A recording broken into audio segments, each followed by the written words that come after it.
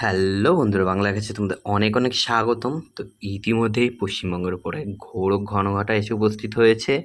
তোমরা আগামী এক সপ্তাহ ধরেই শুনতে পাচ্ছ যে এর মধ্যে পশ্চিমবঙ্গের বুকে আসতে চলেছে একটি ঘোরতর ঘূর্ণিঝড়, যার নাম রিমাল, যার আরবি শব্দ হচ্ছে বালি, তার থেকেই এই রিমাল শব্দটি এসছে। তো ইতিমধ্যেই সেটি কলকাতা থেকে 200 থেকে 250 কিলোমিটার দূরে অবস্থান করছে। আগামী সানডে অর্থাৎ কাল রাতের দিকে এটি কলকাতার বুকে আছড়ে পড়বে।